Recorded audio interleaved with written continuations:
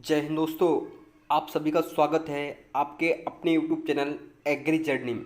तो दोस्तों आज हम आपकी जो है एग्रीकल्चर की यहाँ पे सेकंड जो है आपका मॉक टेस्ट लेके आए हैं। आपको सभी को पता है, ठीक है, बहुत इंपॉर्टेंट ये मॉक टेस्ट है आपका एग्रीकल्चर का। फर्स्ट अगर आप लोगों ने नहीं देखा हो तो लिंक मैंने डिस्क्रिप्शन में दे रखी है, उसमें बहुत ही इंपॉर्टेंट क्वेश्चन थे और सारे यहाँ पे आपके जो है टोटल जो आपके चैप्टर है 9 चैप्टर है आपके टोटल एग्रीकल्चर के, उनके सारे क्वेश्चन आपको यहाँ पे देखने को मिलेंगे। ठीक है, सारे क्वेश्चन आपको हिंदी और इंग्लिश दोनों मीडियम में देखने को मिलेंगे।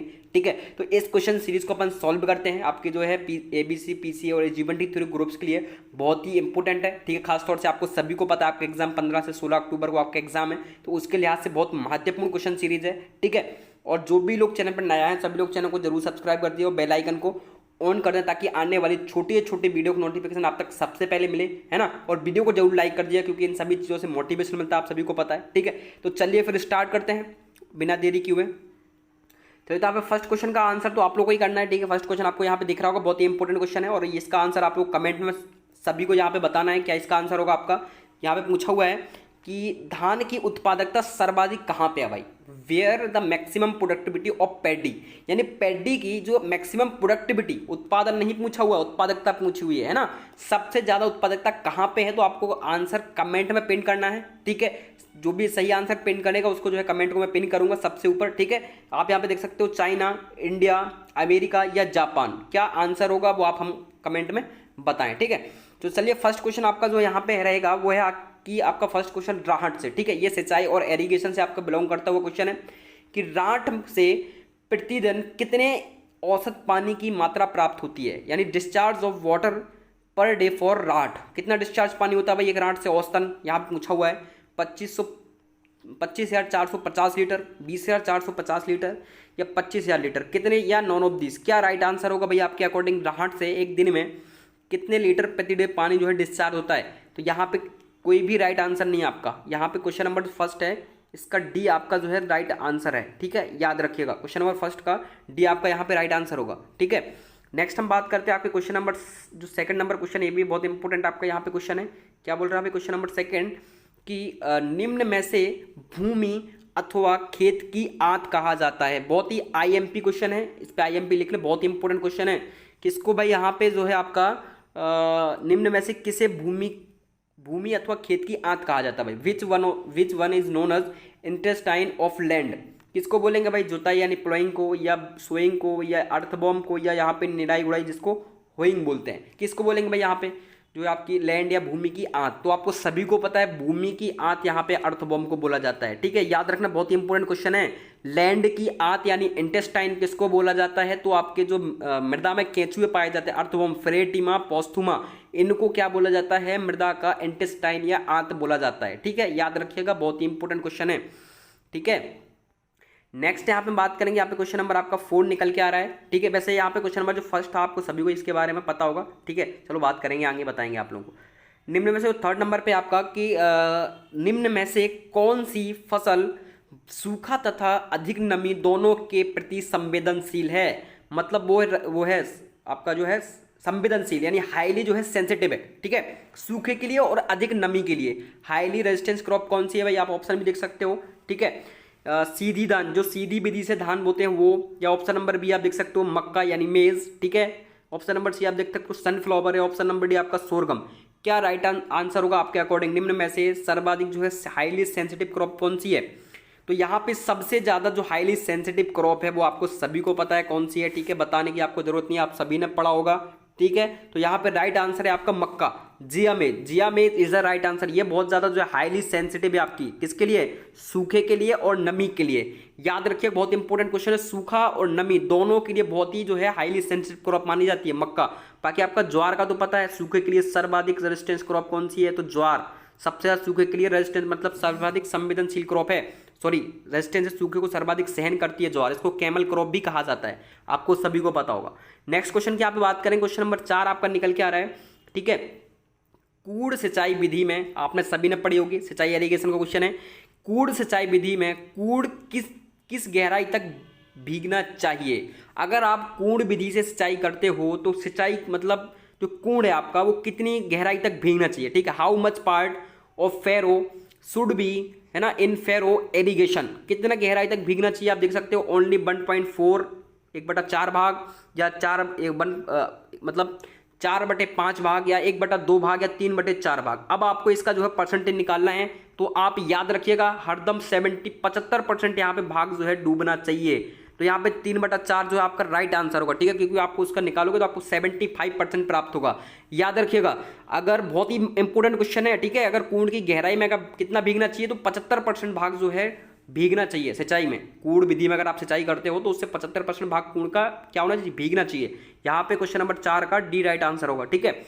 नेक्स्ट हम बात करेंगे आपके क्वेश्चन नंबर 5 की, कि राष्ट्रीय खाद्य सुरक्षा मिशन आपको सभी को पता है, ठीक है, राष्ट्रीय खाद्य सुरक्षा मिशन में सम्मिलित नहीं है भाई कौन सी खाद्यान्न, यहाँ पे पूछा हुआ है, ठीक है। तो आपको आंसर बिल्कुल मिल गया होगा इससे संबंधित, ठीक है। विच one is not include in national food security mission, किसको नेशनल फूड सिक्योरिटी मिशन में सम्मिलित नहीं किया गया, तो ऑल सीड यानी जो आपकी तिलहनी क्रॉप्स हैं, गेहूं हो गया, चावल हो गया, पल्सेस मतलब दलहनी क्रॉप्स हो गई, तो यहाँ पे सभी को सम्मिलित किया गया था, सिर्फ किसको, ऑयल सीड क्रॉप है जो आपकी तिलहनी क्रॉप है इनको छोड़कर, याद रखिएगा। बाकी सभी जो आपकी बीट है, पल्सेस है, राइसेस है, इनको सभी को सम्मिलित किया गया था किसमें, राष्ट्रीय खाद्य सुरक्षा मिशन में। यहाँ पे क्वेश्चन नंबर 5 का ए राइट आंसर होगा, याद रखना।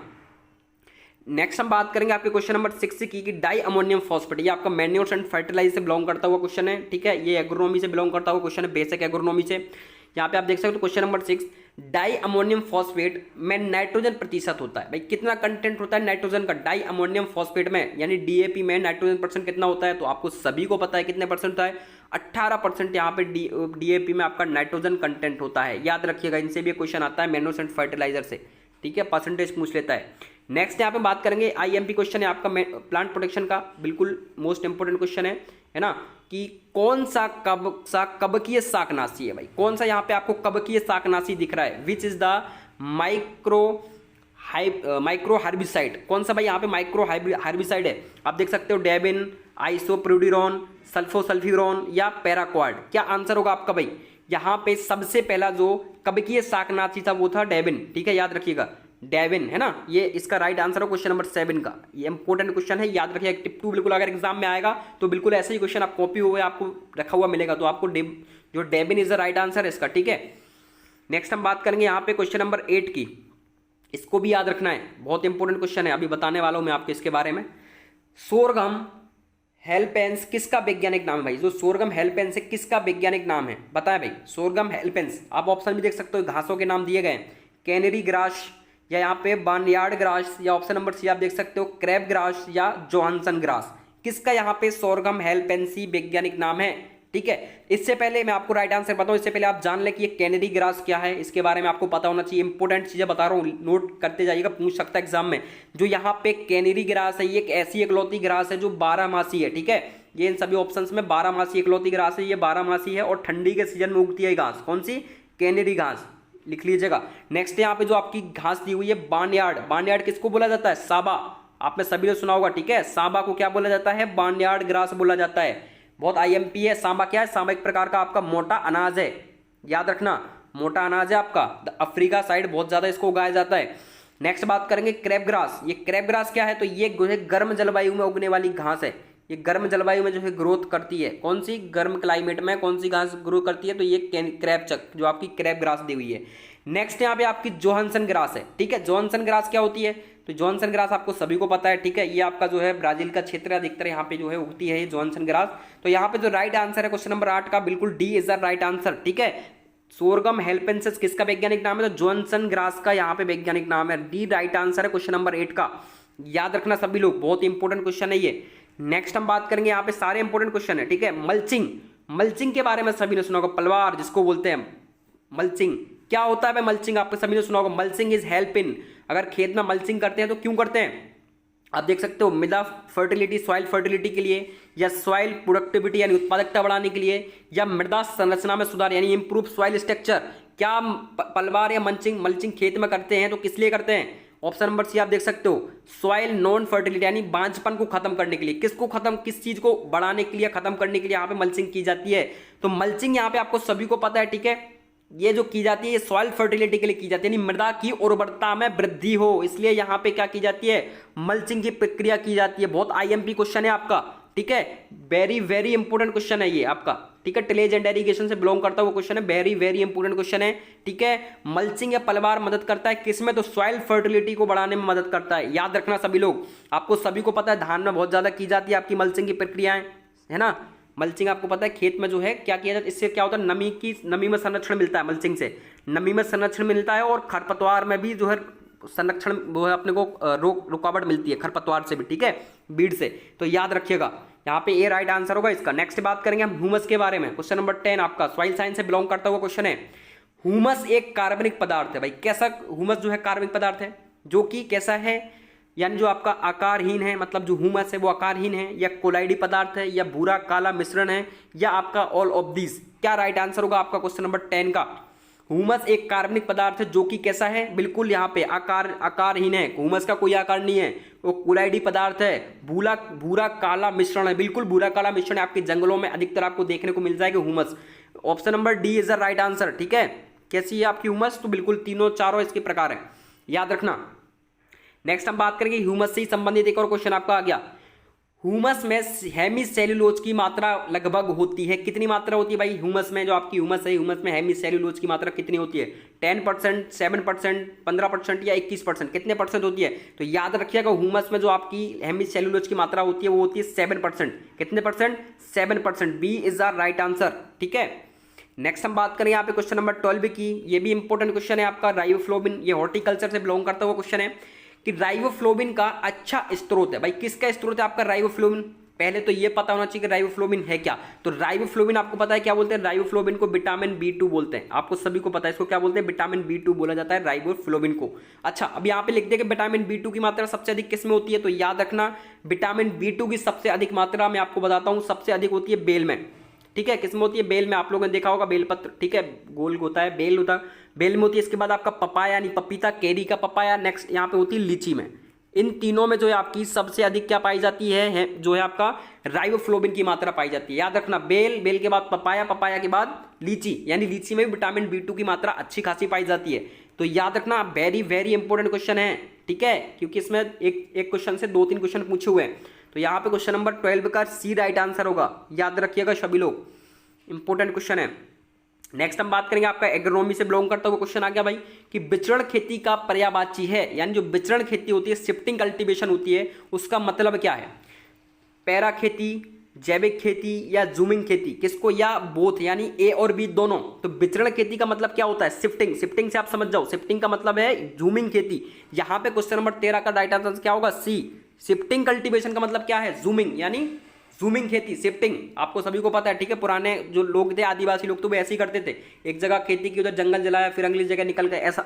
ठीक है, नेक्स्ट हम बात करेंगे यहाँ पे क्वेश्चन नंबर 14, बिल्कुल यहाँ पे एक क्वेश्चन आपका इंस्टीट्यूट वाइज भी आता है कभी कभी। ठीक है, कॉलेजेस या इंस्टीट्यूट पूछ लेता है, अनुसंधान संस्थान कौन सा अनुसंधान कहाँ पे है, चाय अनुसंधान कहाँ पे है, रेशम अनुसंधान संस्थान कहाँ पे है, ठीक है, शक्कर अनुसंधान संस्थान कहाँ पे, मसाला कहाँ पे है, तो इनसे क्वेश्चन आता है, आपको इनको भी कंप्लीट कर लेना है। कोकर्ण कृषि विद्यापीठ किस प्रदेश में स्थित है भाई, बताएं, कोकर्ण कृषि विद्यापीठ, तो आपको सभी को पता है, कोकर्ण से आपको समझ में आ गया होगा, विद्यापीठ कहाँ पे है, महाराष्ट्र। ठीक है, ढापोली महाराष्ट्र में आपका स्थित है, C is the right answer question number 14 का, याद रखिएगा। ठीक है, इंपोर्टेंट क्वेश्चन है, आते हैं एग्जाम में।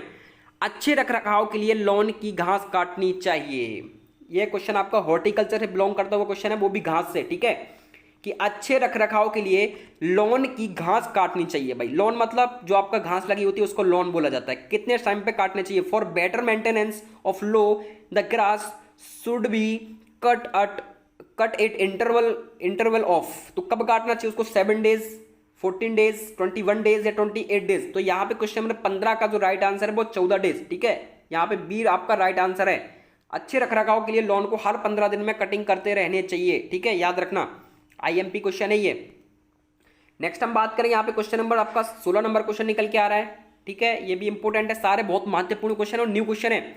यदि जल केवल एक ही सिंचाई के लिए उपलब्ध हो तो बोने गेहूं की सिंचाई कब करनी चाहिए, IMP क्वेश्चन। अगर आपके पास एक सिंचाई के लिए ही पानी है गेहूं में, आपको सभी को पता है कितनी सिंचाई लगती है, 6 सिंचाई लगती है गेहूं में। ठीक है, स्टेज सभी को पता होगी, तो 6 सिंचाई लगती है, 6 सिंचाई लगती है। अगर 6 सिंचाई में अगर आपके पास एक सिंचाई के लिए ही पानी है तो आप किस सिंचाई में पानी दोगे, 20 से 25 दिन बुवाई के बाद, यानी डे आफ्टर सोइंग, या 40 से 45 दिन बाद, या 60 से 70 दिन बाद, या 110 से 120 दिन के बाद कब आप पानी दोगे?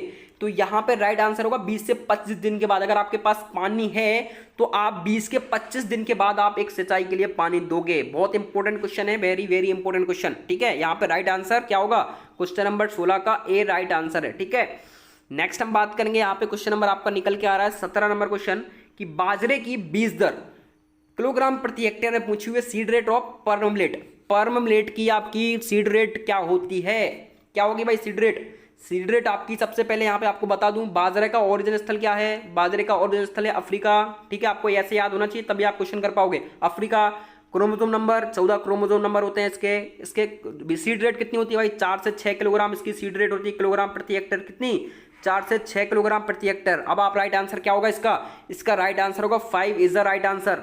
ठीक है, याद रखिए 4 से 6 किलोग्राम। तो बाजरे की बीज दर क्या होगी? 4 से 6 किलोग्राम प्रति हेक्टेयर होती है। क्रोमोसोम नंबर 14 होते हैं, ओरिजिन स्थल क्या होता है? अफ्रीका। याद रखिएगा।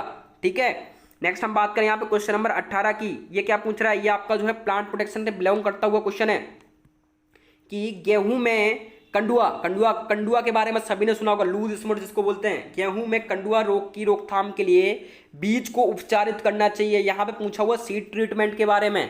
अगर गेहूं में कंडुआ रोग को रोकना है तो सीड को उपचारित करना चाहिए। कैसे? आप देख सकते हो, बेंजीन हेक्साक्लोराइड, मेलाथियान से या एंडोसल्फान से या बीटोबैक्स से। किससे उपचारित करना चाहिए? तो यहाँ पे जो गेहूं में अगर कंडुआ रोग लगता है तो बीटा जो बैक्स दिया हुआ है इससे उपचारित करना चाहिए। याद रखिएगा, अगर ऐसा सेम क्वेश्चन एग्जाम में आता है तो आप बीटा बैक्स चूज करिएगा। इज द राइट आंसर क्या होगा? बीटा बैक्स आपका राइट आंसर है। बाकी आपको पता है अधिकतर आजकल क्या होने लगा है कि सब्जियों में मेलाथियान, एंडोसल्फान इनका भी आजकल उपयोग होने लगा है वेजिटेबल्स में। अगर आपसे नॉर्मली पूछे कि सब्जियों में किसका उपयोग करते हैं तो आप मेलाथियान, एंडोसल्फान इनका नाम ले सकते हैं। ठीक है, नेक्स्ट हम बात करें यहाँ पे आपका क्वेश्चन नंबर 19 नंबर क्वेश्चन। इसका फर्स्ट आपने देख ही लिया, उसमें वो वर्ल्ड वाइज पूछा हुआ था, ये स्टेट वाइज पूछा हुआ है मैंने, कि धान की उत्पादकता सर्वाधिक है भाई कहां पे है? मैक्सिमम प्रोडक्टिविटी ऑफ राइस की सर्वाधिक प्रोडक्टिविटी कहां पे? वेस्ट बंगाल, उत्तर प्रदेश, महाराष्ट्र या पंजाब? क्या राइट आंसर होगा? तो आपको मैं बता दूं, धान की सर्वाधिक उत्पादकता कहां पे है? आपकी वेस्ट बंगाल में। याद रखिएगा, वेस्ट बंगाल, उत्तर प्रदेश। उत्पादन की बात चल रही है, ठीक है, उत्पादकता की बात नहीं कर रहा हूं। यहाँ पे मैं बात कर रहा हूं उत्पादन की। उत्पादन में सबसे ज्यादा कहां पे है? पश्चिम बंगाल, उत्तर प्रदेश और आंध्र प्रदेश। बट यहाँ पे क्वेश्चन में क्या पूछा हुआ है कि उत्पादकता सर्वाधिक, प्रोडक्टिविटी, तो प्रोडक्टिविटी सबसे ज्यादा है पश्चिम जो आपका पंजाब में। यहाँ पे राइट आंसर क्या होगा? D is a right answer. सबसे ज्यादा उत्पादकता या प्रोडक्टिविटी कहीं पे है तो वो आपकी पंजाब में है। याद रखना, ठीक है, मोस्ट इंपोर्टेंट क्वेश्चन है। धान की सर्वाधिक उत्पादकता कहां पे है? पंजाब में। डी राइट आंसर होगा। और आपका इंटरनेशनल राइस डे कब मनाया जाता है? कमेंट करके बताइएगा। जो आपका इंटरनेशनल राइस ईयर है, IRY, कौन सी सन में मनाया जाता है? आंसर कमेंट में पिन करके बताइए अगर आपको पता हो। ठीक है, अंतरराष्ट्रीय चावल अनुसंधान जो आपका वर्ष है कब मनाया जाता है? ठीक है, नेक्स्ट हम बात करेंगे यहाँ पे क्वेश्चन नंबर 20 कि सफेद गेरुई एक महत्वपूर्ण कवक जनित बीमारी है भाई। सफेद गेरुई प्लांट प्रोटेक्शन क्या है वो क्वेश्चन है, क्योंकि मैंने इस बार प्लांट प्रोटेक्शन क्वेश्चन इसलिए ज्यादा रखे होंगे क्योंकि क्वेश्चन आने की संभावना थोड़ा ज्यादा है प्लांट प्रोटेक्शन के। सफेद गेरुई एक महत्वपूर्ण कवक जनित बीमारी है। White rust is in important fungal disease of. कैसी डिसीज है भाई सफेद गेरुई? किस में लगती है सफेद गेरुई? व्हीट में, राइस में, बाजरा या मस्टर्ड यानी क्या होती है? सरसों। किस में लगेगी भाई? आपका ब्रेसिका कंप्रेस्टा। तो सबसे ज्यादा यहाँ पे सफेद जो गेरुई लगती है वो लगती है सरसों में। याद रखिएगा, इज द राइट आंसर क्या होगा? क्वेश्चन नंबर 20 का डी राइट आंसर होगा। सरसों में सबसे ज्यादा आपकी जो है गेरुई, सफेद गेरुई लगती है। याद रखिएगा। नेक्स्ट हम बात करेंगे यहाँ पे क्वेश्चन नंबर 21 का। ये तो सभी को पता होगा इस क्वेश्चन के बारे में, बेसिक क्वेश्चन है कि सर्वाधिक जल उपयोग क्षमता होती है। High water use efficiency take place किसकी होती है भाई? सबसे ज्यादा वाटर जल उपयोग क्षमता कैम प्लांट्स की, सी प्लांट्स की, C4 प्लांट की या नॉन ऑफ दिस? क्या राइट आंसर होगा आपके अकॉर्डिंग? सर्वाधिक जल उपयोग क्षमता, तो जब सर्वाधिक जल उपयोग क्षमता होती है आपकी C4 प्लांट। क्यों? क्योंकि इसमें सबसे इंपॉर्टेंट आपकी बहुत सारी क्रॉप्स आती है। गन्ना हो गया, ठीक है, जो कि बहुत इंपॉर्टेंट है सिंचाई के लिए। ठीक है, अधिकतर अनाज वाली क्रॉप्स आपकी C4 में ही आती हैं, इसलिए सब सर्वाधिक जल उपयोग क्षमता। आपको पता है गेहूं एक ऐसी क्रॉप है जिसकी सर्वाधिक जल उपयोग क्षमता होती है। जल उपयोग क्षमता पूछ रहे हैं, ठीक है, जबकि सब सर्वाधिक जल मांग तो आपको पता है किसकी? धान की होती है। और आइजा सटाइवा की सर्वाधिक जल मांग क्षमता होती है। मांग इसको चाहिए रहता है बट उपयोग नहीं करता है। और जबकि जो आपका ट्रेटिकम एस्टिवम यानी गेहूं है उसको जल की आवश्यकता होती है, उसकी जल उपयोग क्षमता अधिक होती है। याद रखिएगा। तो यहां पे राइट आंसर क्या होगा? सी आपका राइट आंसर है। नेक्स्ट हम बात करें यहाँ पे क्वेश्चन नंबर 22 की कि बहुभुणीय पाई जाती, बहुभुणिता यानी पॉली एम्ब्रोनिक प्रेजेंट होते हैं। इंपॉर्टेंट क्वेश्चन है, याद रखिएगा, एग्जाम में पूछ सकता है, हॉर्टिकल्चर का क्वेश्चन है। जामुन में, सिट्रस में, मैंगो में और ऑफ दिस, तो बिल्कुल आपको सभी में पॉली एम्ब्रोनिता देखने को मिल जाएगी। खासतौर से आपको आम में तो देखने को मिल जाएगी और सिट्रस में, ठीक है। यहाँ पे डी राइट आंसर होगा। पॉली एम्ब्रोनिक, आपने बहुत सारे रूट स्टॉक के बारे में सुना होगा। रूट स्टॉक यानी मूल ग्रंथ जो कि पॉली एम्ब्रोनिक होते हैं, मैंने आपको बताया था हॉर्टिकल्चर की सीरीज में।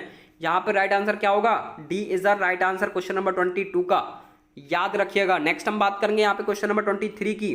केले में गुणसूत्र होते हैं, कितने क्रोमोसोम नंबर होते हैं भाई केले में, आपको सभी को पता होगा बनाने में 2n बराबर कितने क्रोमोसोम नंबर होते हैं, तो क्या होगा राइट आंसर। यहाँ पे आप देख सकते हो 22, 33, 44, तो बिल्कुल आपको सभी को पता है। अगर आपसे पूछे n बराबर बेसिक क्रोमोसोम कितने होते हैं तो 11 होते हैं। बाकी अगर 2n बराबर आपसे कभी कोई पूछे तो बिल्कुल यहाँ पे आप निसंकोच डी आंसर चूज कर सकते हो, ठीक है। निसंकोच आप यहाँ पे डी राइट आंसर होगा आपका। केले में जो क्रोमोसोम नंबर होते हैं 22, 33, 44, इधर D is the right answer, याद रखना, ठीक है। नेक्स्ट हम बात करेंगे यहाँ पे क्वेश्चन नंबर 24 की कि ये भी आपका इंपॉर्टेंट क्वेश्चन है, थोड़ा सा अर्थव्यवस्था से बिलोंग करता हुआ क्वेश्चन है, जो आपका एग्रीकल्चर इकोनॉमिक्स है उससे बिलोंग करता हुआ क्वेश्चन है ये। पर्यावरण मित्र उत्पादकों को कौन सा मानक चिन्ह दिया जाता है, which mark is given to eco friendly.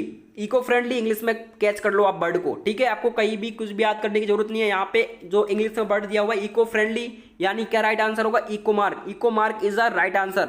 Eco friendly से आपको आपका आंसर मिल गया होगा, याद रखिएगा। नेक्स्ट हम बात करें यहाँ पे क्वेश्चन नंबर 25 की। चावल की फसल की अधिकतम अवधि काल, very very important question IMP. चावल की फसल की अधिकतम अवधि काल कहाँ है, कहाँ पे भाई अधिकतम अवधि काल का कहने का मतलब है कि अगर आप चावल को सबसे ज्यादा तमिलनाडु में लगाओगे, दक्षिण भारत में, तो जल्दी प्रोडक्टिविटी होगा, जल्दी पैदा हो जाएगा। मतलब जैसे एक धान का एक निश्चित टाइम हो जाए 90 से 120 दिन, ठीक है, तो 90 से 120 दिन में ये पैदा हो जाएगा। अगर क्या पता, मतलब ऐसा होता है कि अगर आप चावल को दक्षिण भारत में लगाओ, क्योंकि दक्षिण भारत चावल की बहुत ही सुटेबल जो है मौसम माना जाता है वहां के लिए, आपका जो है ओराइल सटाइवा के लिए, तो वहां पे 90 दिन में ही आपको जो है प्रोडक्ट उत्पादन मिलने लगेगा, ठीक है। जबकि आप अगर अपेक्षाकृत आप जम्मू कश्मीर में लगाओगे तो आपको पता है भाई वहां का मौसम तो सेवफल वगैरह के लिए बहुत अच्छा माना जाता है, लीची वगैरह इनके लिए, ठीक है, अडूचा, इन सब के लिए बहुत ही बेहतर मौसम माना जाता है जम्मू कश्मीर का। बट यहाँ पे अगर आप चावल उगाओगे तो बिल्कुल यहाँ पे क्या होगा, अधिकतम अवधि काल होगा, ठीक है। तो यहाँ पे राइट आंसर क्या होगा, क्वेश्चन नंबर 25 का ए राइट आंसर होगा। यानी चावल की फसल के लिए अधिकतम अवधि काल कहाँ होगा, तो जम्मू एंड कश्मीर में होगा, याद रखना, बहुत इंपॉर्टेंट क्वेश्चन है, थोड़ा सा भटका सकता है।